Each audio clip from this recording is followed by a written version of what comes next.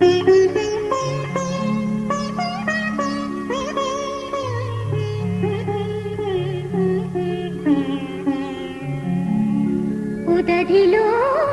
నీళ్లు ఉప్పులుగా చేసి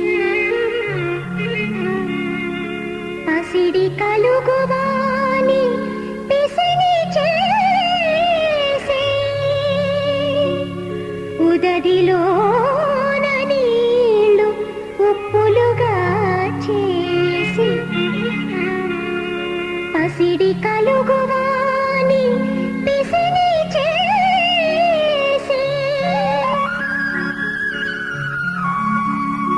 బ్రహ్మదేవు సేత పదడైన సేతరా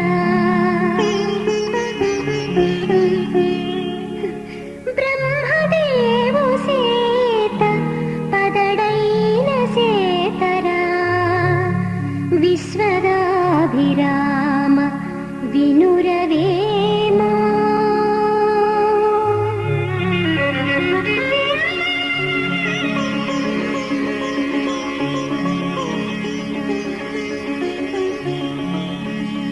ఒకదానికొకటి భంజకంగా ఈ సృష్టిలో ఉన్న చేతలను చూసి వేమన బ్రహ్మను ఎద్దేవా చేస్తున్నాడు ఈ పద్యంలో. నీరుకి జీవనం అని కూడా పేరు. అంటే మనిషికి జీవితాన్నిచ్చే ముఖ్య పదార్థాల్లో ఒకటి. పైగా సృష్టికి ముఖ్యమైన పంచభూతాల్లో కూడా ఒకటి. సముద్రాన్ని మించిన అఖండ జలాకరం ఈ భూమి మీద లేదు కదా. అంత నీటిని సృష్టించి నోట పెట్టడానికి వీలు లేకుండా ఉప్పులుగా చేశాడు. ఇంతటి వ్యర్థమైన పని మరొకటి ఉంటుందా? వంశపారంపర్యంగా గాని స్వశక్తితో గాని ఒక్కొక్కరు పసిడిని అంటే ధన సంపదని కూడబెట్టగలవాణ్ణి సృష్టించి వాడిలో దానగుణం ఇసుమంతైనా లేకుండా చేసి పిసినారిని చేసి వదిలిపెట్టాడు. ఇలా చేయడం కూడా వ్యర్థ సృష్టే కదా. ఎటు చూసినా బ్రహ్మదేవుడు చేసిన పని బూడిదగా పరిణమించింది. పదడైన సేత అంటే బూడిదైపోయిన వ్యర్థమైపోయిన పని అని అర్థం. వేమన చెప్పినవి రెండే ఉదాహరణలైనా ఇంకా ఇటువంటి బూడిద సేతలు లెక్కించాలే గాని బోలెడు కనిపిస్తాయి. ఒకవైపు కాకులు దూరని కారడవులు, మరొక వైపు నీడ కోసమైన మొక్కమలవని ఎడారులు. ఒకడు మహావీరుడు కాని దుర్మార్గుడు, ఒకడు మహర్షి కాని వట్టి కోపిష్టి. ఒకవైపు అమృతం, మరొక వైపు కాలకూట విషం. సృష్టిని పరస్పర వ్యతిరేకతల కూటమి చేసి విడిచిపెట్టాడు బ్రహ్మ. మనం తెలుగులో అనుకుంటూ ఉంటాం బూడిదలో పోసిన పన్నీరు అని. విలువైన వస్తువును కూడా నిరర్ధకం నిష్ప్రయోజనం చేసిన బ్రహ్మను ఈసడించవలసిందేనని వేమన తన అసహనాన్ని ఈ పద్యంలో ప్రదర్శించాడు. అంటే ఒక పని చేసి దాని ఫలం నిష్ఫలమైపోయేలాగా చేసే ఎవరినైనా కడకు బ్రహ్మనైనా వేలెత్తి చూపించగల స్వతంత్రుడు వేమన. ఈ సృష్టి మీద ఏ దశలోనూ ఏ రూపంలోనూ భ్రమలు పెట్టుకోవద్దని ఆయన సూచన.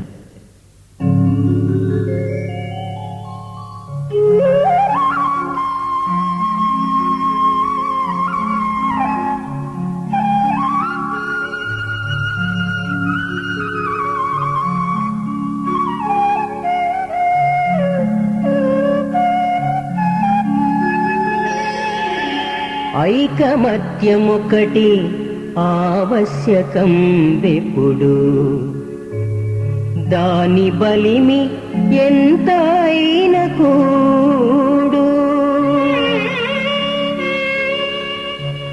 ఐకమత్యమొకటి ఆవశ్యకం వెప్పుడు, దాని బలిమి ఎంత అయిన కూడు. గడ్డి వెంటబెట్టి కట్టరాయేనుంగు, గడ్డి వెంటబెట్టి కట్టరాయేనుంగు. విశ్వదాభిరామ వినురవేమా. ఆ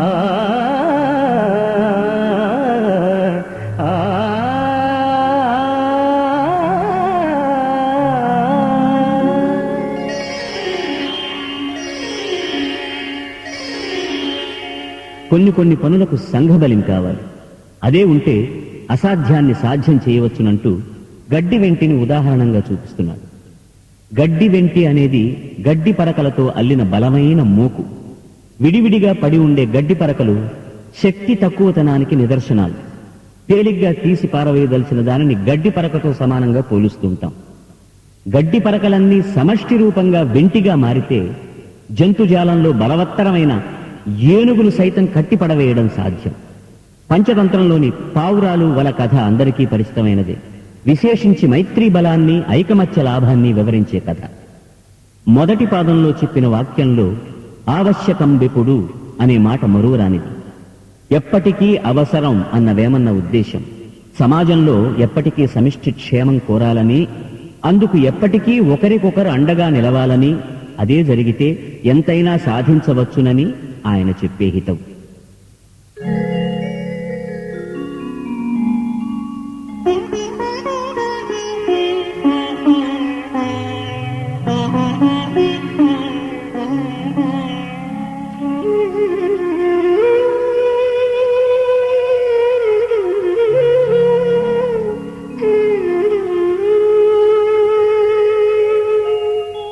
తత్వవాది కలడు ధరణిపై ఎందైనా,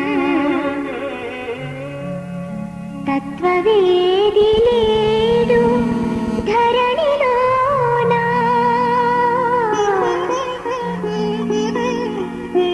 తత్వవాది కలడు ధరణిపై ఎందైనా, తత్వవేది లేడు ధరణిలోనా, కలిగినేని వాని కానంగరాదయా,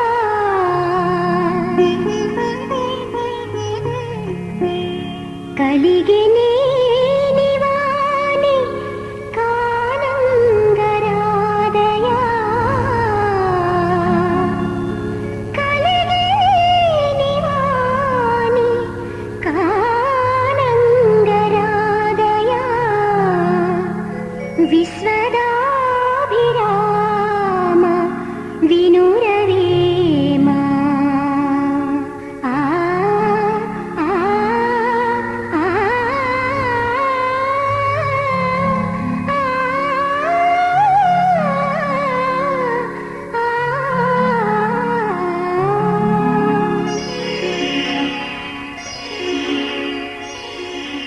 ఈ పద్యంలో వేమన తత్వవాదికి తత్వవేదికి తేడా చెప్తున్నాడు. ఇక్కడ వేమన దృష్టిలో తత్వం అంటే పరతత్వమే. ఈ లోకంలో ఒక తాత్విక మార్గాన్ని నమ్మి దానిలో విశేషాల గురించి, వాటి గొప్పదనం గురించి వాదన చేసేవారు చాలామందే ఉంటారు. ఆ ఉద్దేశంతోనే ఎందైనా అనే మాట వాడాడు వేమన, అంటే ఎక్కడ చూసినా అని. ఇక తత్వవేది సంగతి. వేది, వేత్త అనే మాటలకు తెలిసినవాడు అని అర్థం. తత్వవాదం చేసే చాలా మందికి ఆ తత్వంలో గల కీలకమైన కిటుకు తెలియదని వేమన అభిప్రాయం. తత్వవేదులమని చెప్పుకునే చాలా మంది వట్టి వాదన పరులే. వాదనకు మూలం తర్కశాస్త్రం. రకరకాల తర్కశాస్త్ర పరిభాషలతో తెలివిగా, మొండిగా వాదన మీద ఉత్సాహం చూపేవారే గాని తరచూ అసలు తత్వాన్ని గ్రహించేవారు ఎంతో అరుదు అంటున్నాడు వేమన. జనక మహారాజు గొప్ప వేదాంతి అని తెలిసిన ఒక విరాగి ఆయన్ను చూడబోయాడు. ఆ రాచనగరు, వైభోగాలు, నిత్యం తలనొప్పి తెచ్చే రాజకీయాలు, వీటి మధ్య బతికే ఈతడా వేదాంతి అనుకున్నాడు ఆ విరాగి. అనుకోవడమే కాదు, జనకుడితో అన్నాడు కూడా. తత్వజ్ఞాని అయిన జనకుడు చాలా నిర్లిప్తంగా తన భోగభాగ్యాలు ఆ క్షణంలోనే విడిచేసి విరాగి వెంట అడవులకు వెళ్ళాడు. అనుకోని విధంగా జనకుడి సామంతరాజొకడు మిథిలకు సపరివారంగా వెడుతూ కనబడి ఆ అరణ్యాన్ని క్షణంలో గుడారాల నగరం చేసేసి జనకుణ్ణి వైభోగాలలో ముంచెత్తాడు. ఆ తరువాత జనకుడిలో గల గాఢ తత్వవేదిని గ్రహించి ఆ విరాగి తల వంచుకున్నాడు. సుఖ ప్రారబ్ధ తత్వాన్ని గ్రహించిన వేత్త జనకుడు. జీవితాన్ని ఎంతలో చూడాలో ఎరిగినవాడు. ఇటువంటి వారే తత్వవేదులు, తత్వవాదులు కాదు. వీరిని గుర్తించడం అంత తేలిక కాదంటాడు వేమన.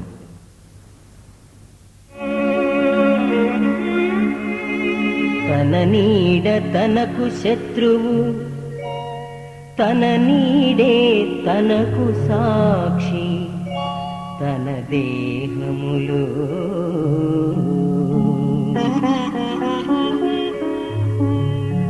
తన నీడ తనకు శత్రువు, తన నీడే తనకు సాక్షి, తన దేహములో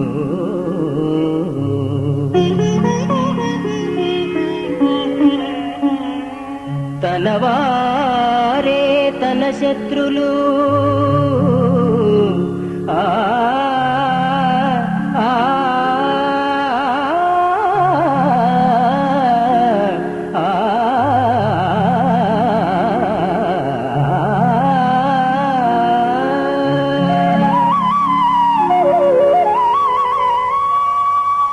తన వారే తన శత్రులు, తన మనసే తనకు తోడు, తథ్యము వేమా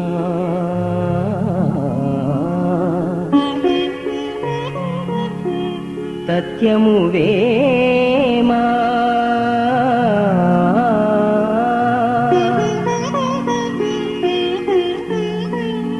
తథ్యము వేమా.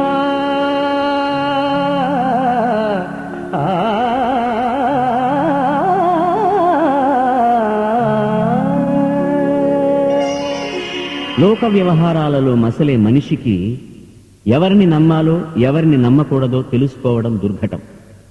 ఒక్కొక్కడు మేలు కోరుతున్నట్టు ప్రవర్తిస్తూ దారుణమైన కీడు చేసేస్తాడు.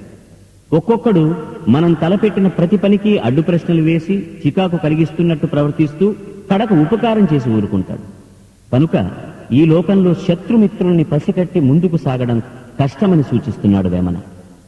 సారాంశం ఏం తేల్చాడంటే, నీకంటూ నీ వారెవరూ ఉండరని, నీకు నువ్వే తోడని. సాక్షుల్లోకెల్లా గొప్ప సాక్షి మనస్సు అనే విద్యను చెబుతారు. దానికి అన్నీ తెలుస్తాయి.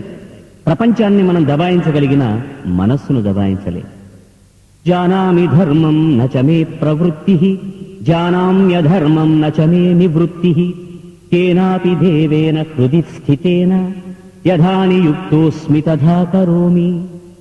నాకు ధర్మం ఏమిటో తెలుసు, ఆచరించ బుద్ధి పుట్టదు. అధర్మం ఏమిటో తెలుసు, దాని నుంచి దూరంగా పోబుద్ధి పుట్టదు. ఎవరో దేవుడు నా మనస్సులో ఉండి ఎలా చేయమని నియమిస్తే అలా చేస్తాను అని దుర్యోధనుడు ఒకసారి అన్నాడట. 100 కనీసం 70 మందికి ఏ కాలంలోనైనా ఈ సూత్రం వర్తిస్తుందేమో. మంచికైనా చెడ్డకైనా మనస్సు ఒక్కటే మనకు తోడని నొక్కి చెప్పడం ద్వారా మనస్సాక్షిని నమ్ముకుని బతుకు దిద్దుకో అని వేమన ప్రవచన సారంగా మనం గ్రహించుకోవాలి.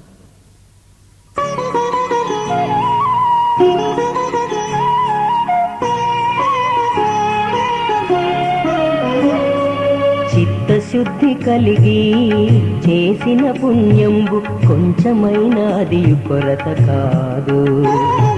చిత్తశుద్ధి కలిగి చేసిన పుణ్యంబు కొంచెమైనా అది కొరత కాదు.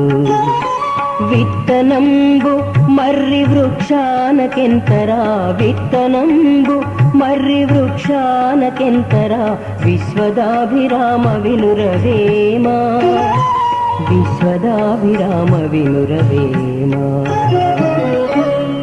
పుణ్యం అనే మాటకి ధర్మం, సుకృతం అనే అర్థాలు. ధర్మం అంటే విధ్యుక్త ధర్మం, మనకు విధిగా నిర్దేశించబడిన ధర్మం. సుకృతం అంటే దోషరహితంగా చేసిన పని. గీతలో కృష్ణుడు అంటాడు, స్వధర్మే నిధనం శ్రేయః అని. అంటే నీ ధర్మం నువ్వు నెరవేరుస్తూ మరణించినా మేలే అని అర్థం. ధర్మం అనే మాటని అనేక అర్థఛాయలతో మనం వాడుతూ ఉంటాం.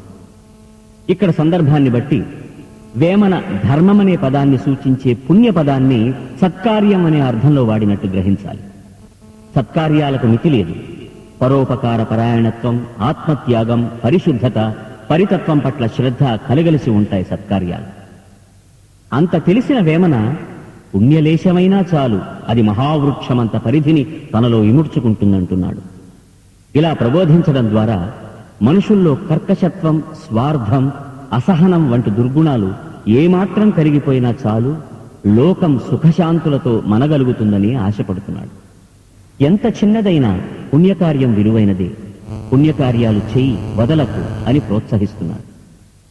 తనకున్న సంపదనంతా అర్థులకు దానాలు చేసి 48 రోజుల పాటు సకుటుంబంగా ఆకలి బాధ అనుభవిస్తున్న రంతిదేవుడు దొరకక దొరికిన ఆహారాన్ని కూడా ఆర్తులకిచ్చేసి చిట్ట చివరగా అన్నము లేదు, కొన్ని మధురాంబువులున్నవి అంటూ మంచినీరు కూడా ఆర్తుడికి దానం చేసేశాడని భాగవతంలో ఒక కథ ఉంది. దీన్ని ప్రవచించడంలో పరమార్థం ఏ చిన్న సత్కార్యమైనా అవకాశమున్నంత వరకు చెయ్యమని మనిషిని ప్రోత్సహించడం కోసం. విత్తనం మర్రి వృక్షానికెంతరా అనడం పుణ్యకార్యం పట్ల సుముఖత్వం పెంచడం కోసమే, చిత్తశుద్ధి ముఖ్యమనడం కోసమే. మానవత్వం మూర్తీభవించిన యోగి వేమన.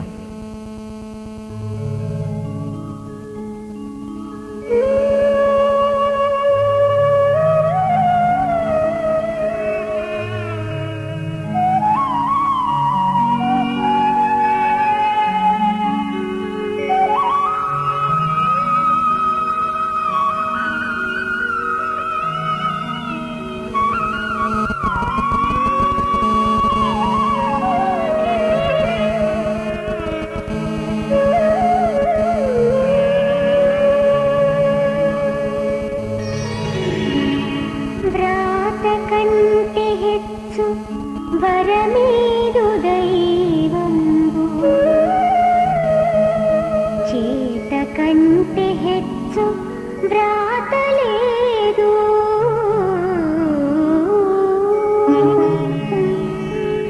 వ్రాత కంటే హెచ్చు వరమేదు దైవంబు, చేత కంటే హెచ్చు వ్రాత లేదు. వ్రాత కజుడు కర్త, చేతకు కర్త.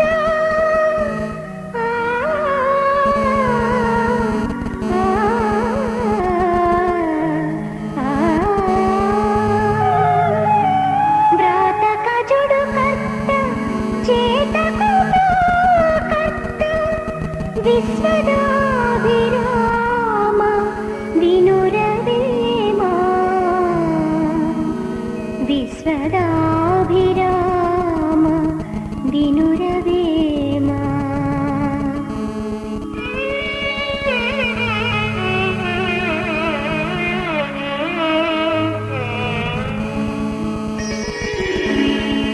చీటికి మాటికి దేవుడి వెంటపడి వరాలెమ్మని ఎంత ప్రాధేయపడినా ప్రయోజనం ఉండదు.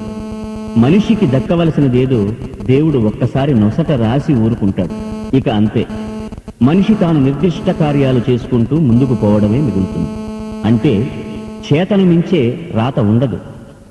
రాత అంటూ ఉంటే చేత దానికి లోబడే ఉంటుందని అర్థం చేసుకోవాలి. రాత రాయడానికి బ్రహ్మ కారకుడైతే పని చేయడానికి మనిషి కారకుడు అంటాడు వేమన. బ్రహ్మరాత ఎంత బలమైనది కాకపోతే భారత యుద్ధం ఆపడానికి చేసిన అన్ని ప్రయత్నాలు వృధా అవుతాయి. చివరికి యుద్ధం తప్పలేదు కదా. ఎందుకు రాముడు జింక వెంబడి పరిగెత్తాడు? లేడి జాతిలో బంగారు వన్నెలేడి ఉండదని తెలియకనా? ఆ ఒక్క పని ఎంత పెద్ద పని కల్పించింది రాముడికి. మనకు నియంత్రణ సూత్రమైన బ్రహ్మరాత నిర్దిష్టమైపోయి ఉన్నప్పుడు నియతం కురు కర్మత్వం కర్మజ్యాయో హ్యకర్మణః అని అభిభాషణం చేసిన భగవద్గీత నిజమే చెప్పింది కదా. నీ పని నువ్వు చెయ్యి, ఏ పని చేయకుండా కూర్చోవడం కంటే ఏదో ఒక పని చేయడం ఉత్తమం అనేది ఈ సూత్రం. పనికి మనిషే కర్త కనుక ఆ పనిని బాగా చేయమని వేమన సూచిస్తున్నాడు.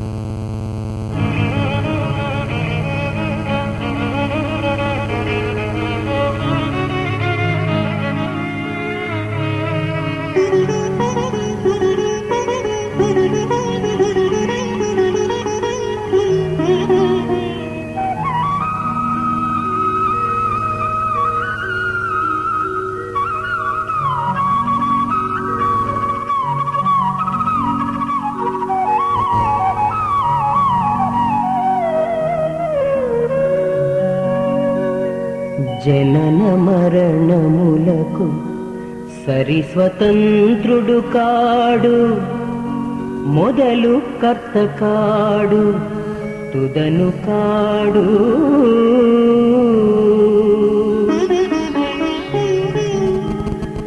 జనన మరణములకు సరి స్వతంత్రుడు కాడు, మొదలు కర్త కాడు తుదను కాడు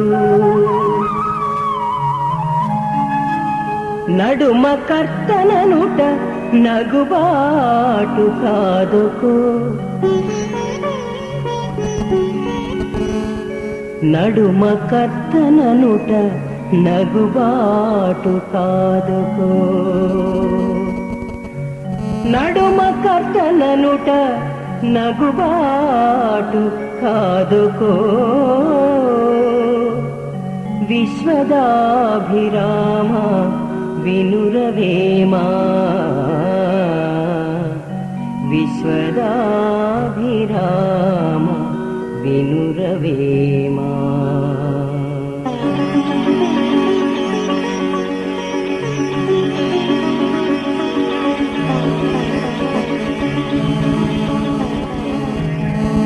అర్ధరహితమైన అహంకారాలు అధికారాలు ప్రదర్శించే మనుషుల్ని చూసి చూసి వేమన ఈ పద్యంలో వెటకారం చేస్తుంది. తను సర్వస్వతంత్రుడు అనుకోవడమే మనిషి చేసే తప్పిదం. అతడిప్పుడూ ఎలా చూసినా పరతంత్రుడే. తన ఇష్టప్రకారం పుట్టజాలడు, తన ఇష్టప్రకారం మరణించజాలడు. అంటే తన ఆవిర్భావానికి మొదట గాని తన మరణానంతర విషయాలకు గాని స్పష్టంగా తను కర్త కాడు. ఇక కులమని, మతమని, సంప్రదాయమని, ఆచారమని, అధికారమని వీటి అన్నింటికీ తానే కర్తనని, వాటిని తను పరిరక్షించకపోతే ఎలాగా అని అతలాకుతలమైపోతూ అశాంతి సృష్టించే మనిషి ఎంత బుద్ధి లేనివాడు అని వేమన ఆశ్చర్యం. అందుకే వెటకారం. అర్జునుడు యుద్ధ సమయంలో ఉభయ సేనల మధ్య నిలబడి బంధుమిత్రుల్ని చూసి ఈ యుద్ధం తాను చెయ్యలేనని విషాదయోగం ప్రదర్శించినప్పుడు కృష్ణుడు వెటకారం చేశాడు. నువ్వు చంపేవాడివి గావు, వాళ్ళు చచ్చేవాళ్ళు కారు అన్నాడు. ప్రజ్ఞావాదాంశ్చ భాషసే అని మందలించాడు. మమకారాన్ని, అహంకారాన్ని విడిచిపెట్టిన వాడికే శాంతి దక్కుతుందని హెచ్చరించాడు. వేరే మాటల్లో ఈ విషయాన్నే వేమన ఈ పద్యంలో చెప్పాడు. ప్రతిదానికి తానే కర్తననుకోవడం ఈ అహంకార మమకారాల వల్లనేనని మనకు సూచిస్తున్నాడు. మొదల తొదల కర్త కానివాడు మధ్యలో వ్యవహారాలకు కర్తననుకుంటే నగుబాటు తప్పదని మందలిస్తున్నాడు. కృష్ణుడు గీతలో కర్మయోగం ప్రతిపాదిస్తూ చెప్పిన అంశాల సారాన్ని సుబోధంగా ఈ పద్యం నడుమ 2 పాదాలలో వేమన క్రోడీకరించాడు.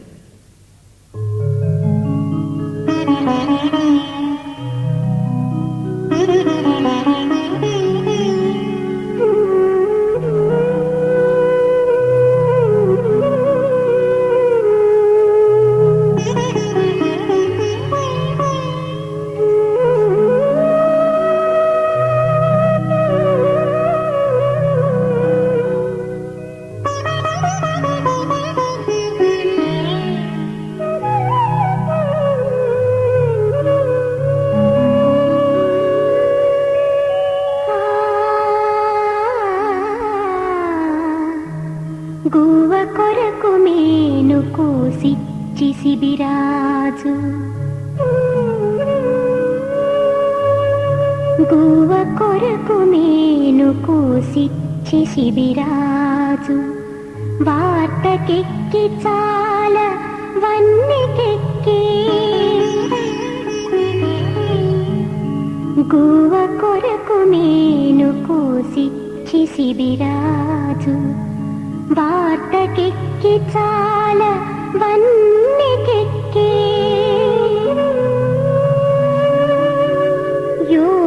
యోగునెంచబోరు ఉపకారినెంతురు,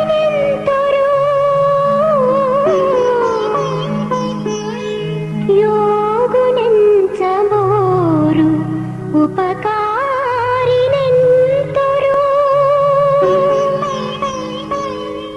యోగునెంచబోరు ఉపకారినెంతురు, విశ్వదాభిరామ వినురవేమా, విశ్వదాభిరామ వినురవేమా.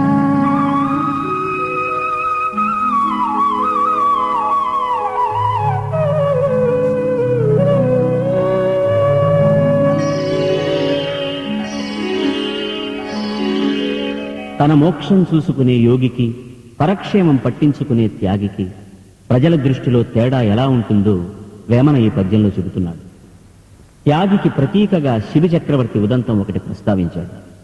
ఉపకారి పరులకు ఉపయోగిస్తాడు కనుకనే ప్రజా సమూహాలు పదే పదే చెప్పుకుంటాయి. ఇక్కడి పద్యంలో యోగునెంచబోరు అనే వాక్యంలో తన కోసమే సాధన చేసుకునే యోగి నెంచబోరు అని అర్థం చెప్పేవారున్నారు. త్యాగిని తలుచుకుంటారు గాని ఓగును అంటే మూర్ఖుణ్ణి తలుచుకోరు అంటూ మరికొందరు అర్థం చెబుతారు. రెండు విధాలా అన్వయించి అర్థ సమర్థన చేయవచ్చు. ఫలితార్థం మాత్రం త్యాగికి ప్రజలు కిరీటం పెడతారని మాత్రమే.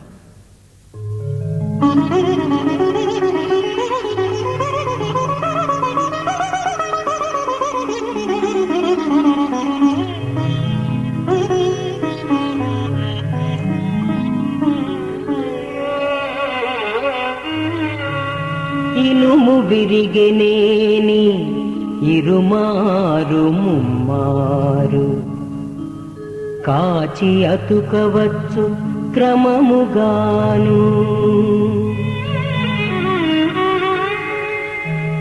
ఇనుము విరిగెనేని ఇరుమారు ముమ్మారు కాచి అతుకవచ్చు క్రమముగాను.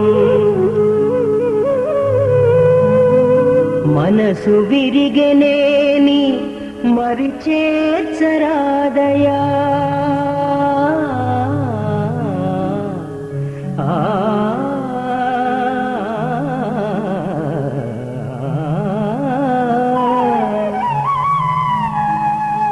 మనసు విరిగెనేని మరి చేర్చరాదయా. విశ్వదాభిరామ వినురవేమా. విశ్వదాభిరామ వినురవేమా.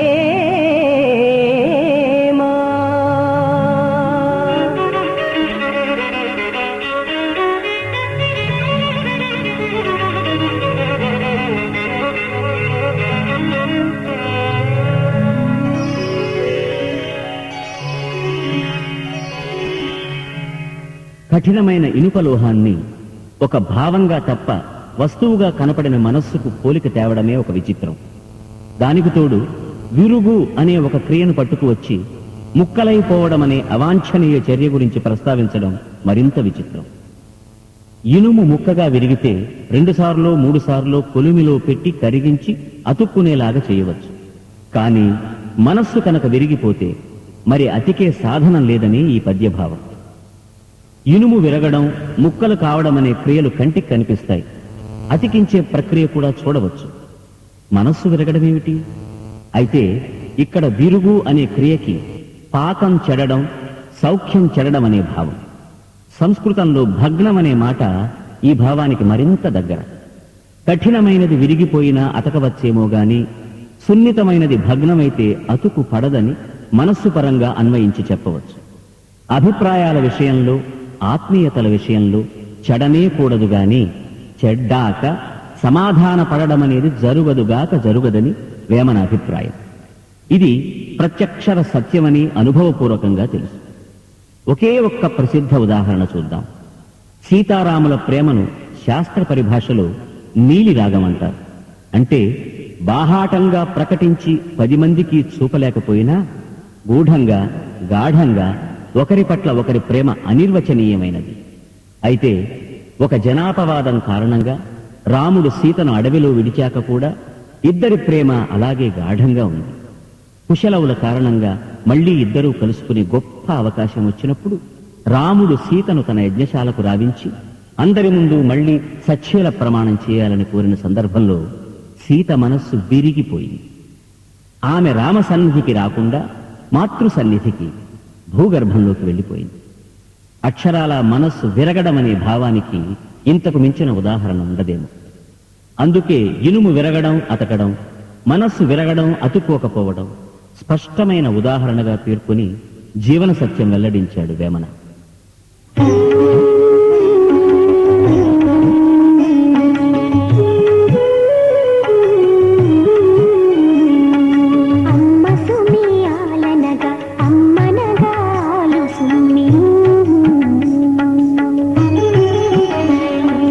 అమ్మ సుమియాలనగా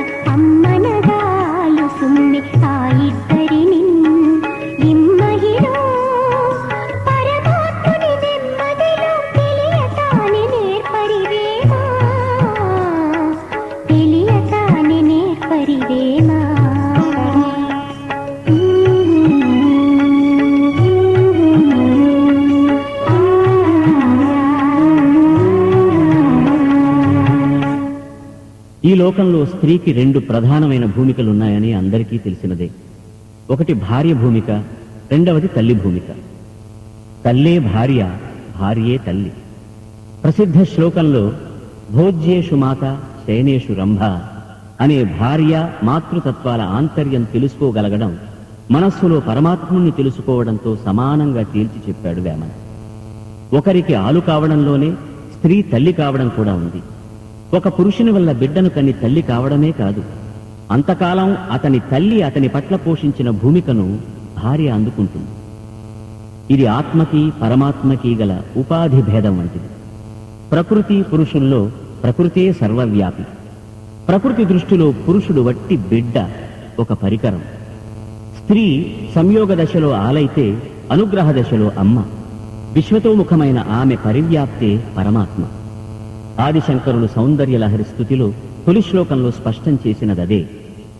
ప్రముఖ ఆధునిక రచయిత, విద్యావేత్త శ్రీ జలసూత్రం రుక్మిణీనాథ శాస్త్రి గారు స్త్రీలో గల రెండు భూమికలను కీర్తిస్తూ, ఒక చేత ప్రదీపమాల, వేరొక చేతన్ విధృతాన్న పాత్రతో సరసన్ సరసోక్తులాడుతూ తినిపించే కరుణాత్మ లేవటే అన్నారు.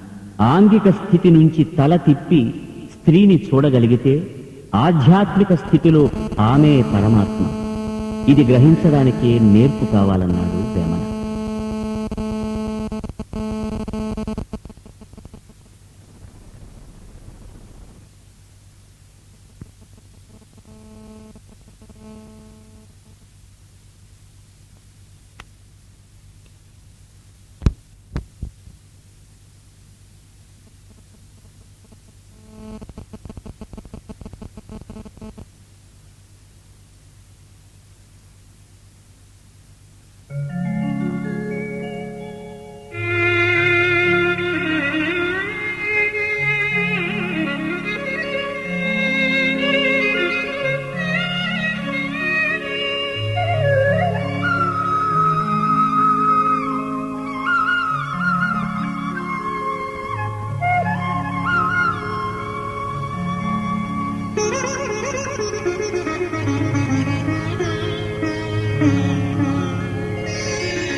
నీతి తెలియ చెప్ప నిజముగవేమన పాతకముల నెల్ల పారబట్టి. నీతి తెలియ చెప్ప నిజముగవేమన పాతకముల నెల్ల పారబట్టి.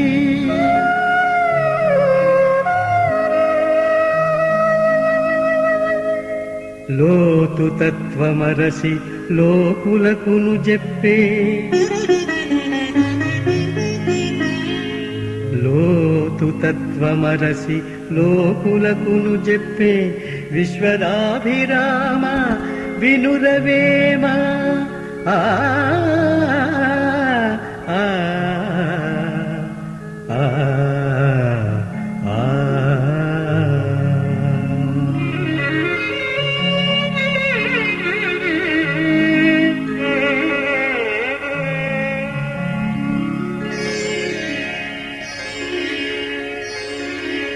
నీతిని లోకానికి చెప్పదలచిన వారు కర్మయోగులై ఉండాలి. అటువంటి కర్మతత్వాన్ని వస్తుతః ఎరిగి అనుభవతః అనుభవించి మాటలాడిన వ్యక్తి గనుకనే వేమన మాటలకు అంత విలువ. నీతి చెప్పదలిచి వేమన నిజంగా సిద్ధం కాగా పాతకాలన్నీ పరుగెత్తిపోవడం వల్ల తత్వ విషయాల లోతులు చూసి లేదా లోతైన తత్వ విషయాలు పరిశీలించి ఆయన లోకులకు చెప్పాడు. అనేక స్వభావాల లోతులు ముట్టి పరిశోధించాడని ఇక్కడి భావం. తత్వమనే మాటకి స్వభావమని పరమాత్మ అని అర్థాలు. వేమన మనస్సుతో పరమాత్మ లోతు చూశాడు. మానవ స్వభావాలకు మూలాలను కనిపెట్టాడు. వేదాంత పరిభాషలో పంచవింశతి అంటే 25 తత్వాలున్నాయని చెబుతారు. వీటిలో 8 ప్రకృతులు, 16 వికారాలు, 1 పురుషుడు. ప్రకృతి అంటే మూలమని, వికారం అంటే మార్పు అని విశాలార్థాలు. ఈ పంచవింశతి తత్వాల లోతు నెరిగి వేమన లోకానికి నీతులు వినిపించాడు. ఇలాగా లోతు తత్వం ఎరిగిన వారిలో మహాభారతంలోని విదురుడొకడు. ఆయన కూడా ధృతరాష్ట్రుడి వంటి వారిని ఉద్దేశించి నీతులు చెప్పాడు. అలాగే భర్తృహరి, బౌద్ధుడని చెప్పబడే సుమతి కూడా ఈ కోవకు చెందినవారే. అటువంటి మనఃపరిపాకంతో చెప్పబట్టే దేశకాలాతీతంగా వారు పలికిన పలుకులకు విలువ. వేమన పలుకు విలువైన పలుకు.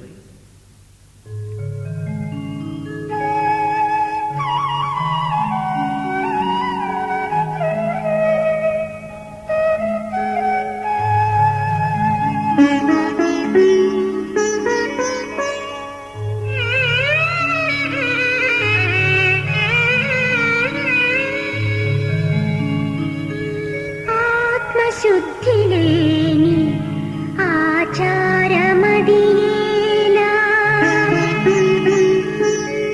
భాండ శుద్ధి లేని పాకమేలా,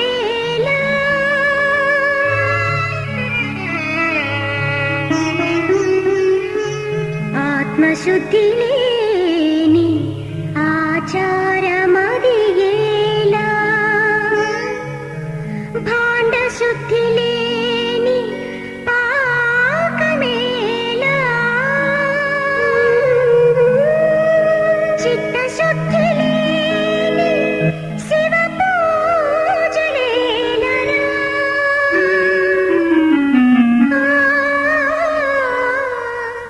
చిత్తశుద్ధి లేని శివ పూజలేలరా, విశ్వదాభిరామ వినురవేమా, విశ్వదాభిరామ వినురవేమా.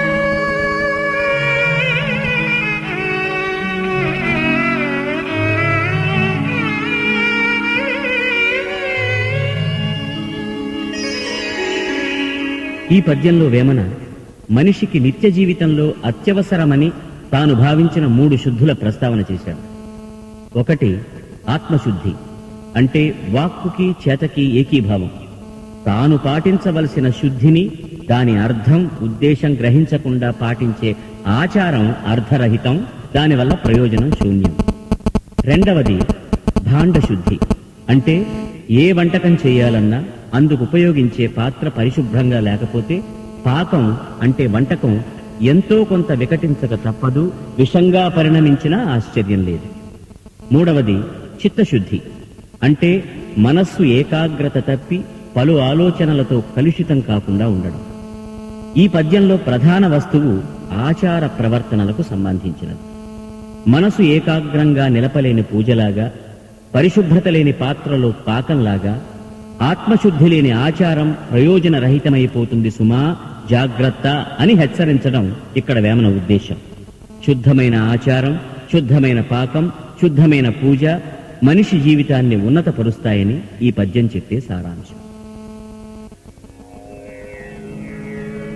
గంగిగోవు పాలు గంటెడైనను చాలు, కడివెడైన నేల ఖరము పాలు,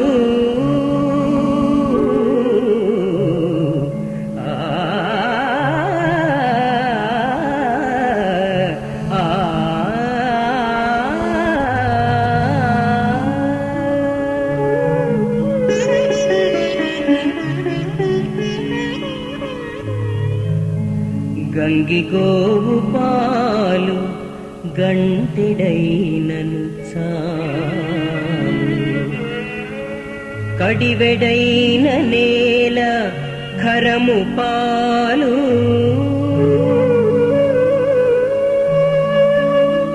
భక్తి కల్గు కూడు పట్టెడైనను చాలు, భక్తి కల్గు కూడు పట్టెడైనను చాలు,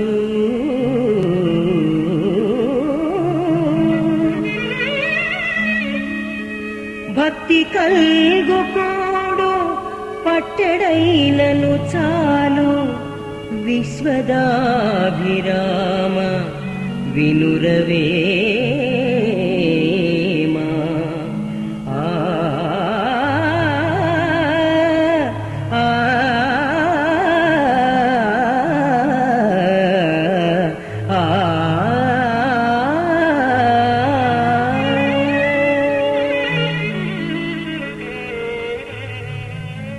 వేమనను తలుచుకోగానే మనస్సులో మెదిలే పద్యాలలో ప్రముఖమైనది ఈ పద్యం. పాలు కూడు అనే రెండు వస్తువులకు ఉండవలసిన పవిత్రత గురించి వేమన ఇక్కడ ప్రస్తావిస్తున్నారు. విజ్ఞులు తరచూ అంటుంటారు, మనం తినే తిండిని బట్టి మన మానసిక సంస్కారం ఆధారపడి ఉంటుందని. సాత్వికాహారం వల్ల సాత్వికమైన మనసు తటస్థించే అవకాశం ఉంది. భక్తితో ఇచ్చే గౌరవప్రదమైన కూడు విలువైనదని వేమన వక్కాణిస్తున్నారు. గంగి అంటే పుణ్యమని, యజ్ఞ సంబంధమైనదని రెండు అర్థాలు. సాధారణంగా సాధు స్వభావం గంగిగోవుతనంగా మన భాషలో చలామణిలో ఉంది. పవిత్రమైన జంతువు ఆవు. మన వారు సహనానికి ప్రతీకగా భూమిని ఆవుతో పోలుస్తారు. అటువంటి ఆవు పాలు ఒక్క గరిటెడు లభించినా చాలు, తాగిన శరీరం పవిత్రమైపోతుంది. మందబుద్ధికి బానిసతనానికి ప్రతీక అయిన గాడిద పాలు కడివిడి లభించినా ఏం ప్రయోజనం? అలాగే అన్నం కోసం ఆర్తిపడే వారికి ఎవరైనా గౌరవంగా భక్తితో ఇచ్చే పట్టెడు అన్నం చాలు, ఆకలి తీరిపోతుంది. పట్టెడన్నం అంటే ప్రాణాలు నిలిపేపాటి అన్నమని వేమన ఉద్దేశం. భగవద్గీతలో రాజవిద్య రాజగుహ్య యోగంలో భగవానుడు అంటాడు, పత్రం పుష్పం ఫలం తోయం యోమే భక్త్యా ప్రయచ్చతి తదహం భక్త్యుపహృతమశ్నామి ప్రయతాత్మనః. నాకు భక్తితో ఆకునో పువ్వునో పండునో నీటినో ఇస్తే ఆ పవిత్ర భక్తుడిచ్చిన దాన్ని నేను ఆరగిస్తాను అని భావం. భక్తి కలుగు కూడు అంటే నిష్కామంగా పెట్టే కూడు. అది గంగిగోవు పాలలాగా ఆదరణ యోగ్యమంటున్నాడు వేమన.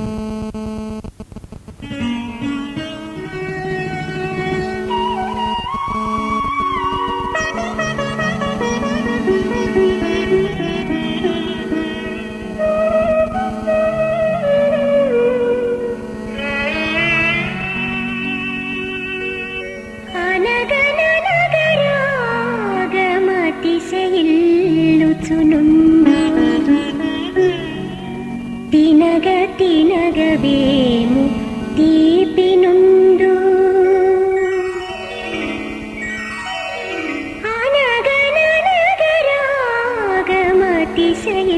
అనగనగరాగమతిశయిల్లుచునుండు తినగ తినగవేము తీపి నుండు సాధనమున పనులు సమకూరు ధరలోనా సాధనమున పనులు సమకూరు ధరలోనా విశ్వదాభిరామ వినురవేమా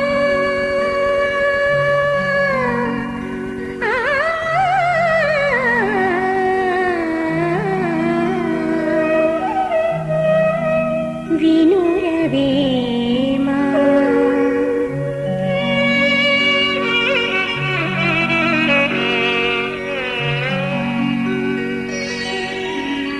బుద్ధి చాతుర్యంతో అదనెరిగి పదనెరిగి సాధన చేయాలే గాని మనిషికి సాధ్యం కానిదంటూ ఉంటుందా అని వేమన ప్రశ్న వేసుకుని ఈ పద్యం ద్వారా